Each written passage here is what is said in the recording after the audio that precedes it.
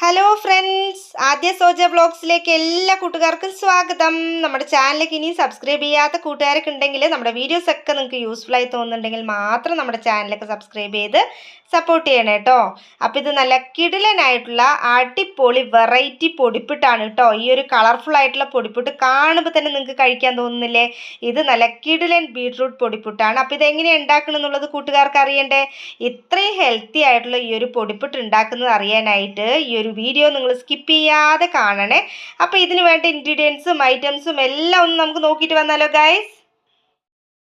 അപ്പോൾ ഫ്രണ്ട്സ്, നമ്മൾ നല്ല വയലറ്റ് പൊടിപ്പുട്ട് ഉണ്ടാക്കാനായിട്ട് നമ്മൾ ആ ഒരു കളർ കിട്ടാൻ വേണ്ടി ഇവിടെ എടുക്കുന്നത് ബീട്രൂട്ടാണ്. ബീട്രൂട്ടിൻ്റെ ഒരു ചെറിയ പീസ് മതിയാവും. അപ്പോൾ തോലൊക്കെ ഒന്ന് കളഞ്ഞിട്ട് ഒരു ചെറിയ പീസ് എടുത്തിട്ട് നമുക്ക് വരാം. അപ്പോൾ ഫ്രണ്ട്സ്, ഇതാ നമ്മൾ ബീട്രൂട്ട് ഇവിടെ കഷ്ണങ്ങളാക്കിയിട്ടുണ്ട്. ഇനി നമുക്കിതിനെ ഒരു പാത്രത്തിലോട്ട് ഇട്ടിട്ട് കുറച്ച് വെള്ളമൊക്കെ ഒഴിച്ച് തിളപ്പിച്ചെടുക്കാം. അപ്പോൾ ബീട്രൂട്ട് വെള്ളത്തിലൊക്കെ ഇട്ട് കൊടുത്തിട്ട് ഇതാ നന്നായിട്ട് തിളച്ചിട്ടുണ്ട്. ഇനി നമുക്ക് ഈ ബീട്രൂട്ടിനെ ഒന്ന് മാറ്റി വയ്ക്കാം. വെള്ളം സെപ്പറേറ്റ് ആയിട്ട് നമുക്കൊന്ന് അരിച്ചെടുക്കാം. അപ്പോൾ ഫ്രണ്ട്സ്, ബീട്രൂട്ട് ഇട്ട് തിളപ്പിച്ച വെള്ളം ഇതാ അവിടെ ആറിയിട്ടുണ്ട്. ഇനി നമുക്ക് പൊടിപ്പുട്ട് ഉണ്ടാക്കാൻ ആവശ്യത്തിനുള്ള അരിപ്പൊടി എടുക്കണം. അപ്പോൾ നമുക്ക് അതൊന്ന് എടുക്കാം.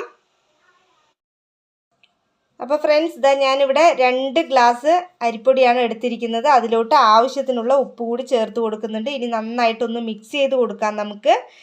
അതിനുശേഷം ഈ നമ്മൾ എടുത്തു വെച്ച ബീട്രൂട്ട് വെള്ളം ഉണ്ടല്ലോ, അതും കൂടി ചേർത്തിട്ട് ഇതിലൊന്ന് കുഴച്ച് കൊടുക്കാം.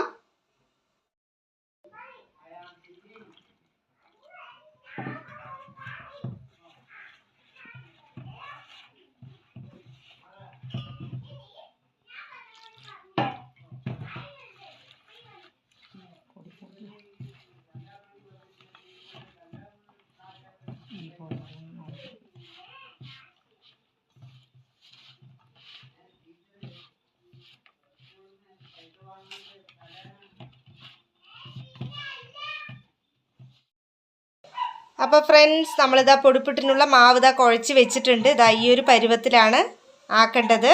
ഇനി നമുക്ക് ഇതിലോട്ട് ആവശ്യത്തിനുള്ള തേങ്ങ ഇട്ട് കൊടുക്കാം. അതും കൂടി ഇട്ടിട്ട് നമുക്കൊന്ന് നന്നായിട്ട് ഒന്നുകൂടെ മിക്സ് ചെയ്ത് കൊടുക്കാം. പിന്നെ നമ്മൾ മിക്സ് ചെയ്യുന്ന സമയത്ത് വെള്ളമൊന്നും കൂടാതെ നോക്കണം. ഇതിൽ പൊടിപ്പിട്ട് കുഴയ്ക്കുമ്പോൾ കുറച്ച് വെള്ളം എടുത്തിട്ട് വേണം ഒന്ന് മിക്സ് ചെയ്ത് കൊടുക്കാനായിട്ട്. ഇതാ കണ്ടില്ലേ, ഇതാ ഈ ഒരു പരുവത്തിലാണ് കേട്ടോ വേണ്ടത്.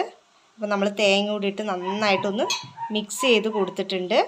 ഇനി നമുക്കിതിനെ ഒന്ന് ഇഡ്ഡലി പാത്രത്തിലോട്ട് വെച്ച് കൊടുക്കാം.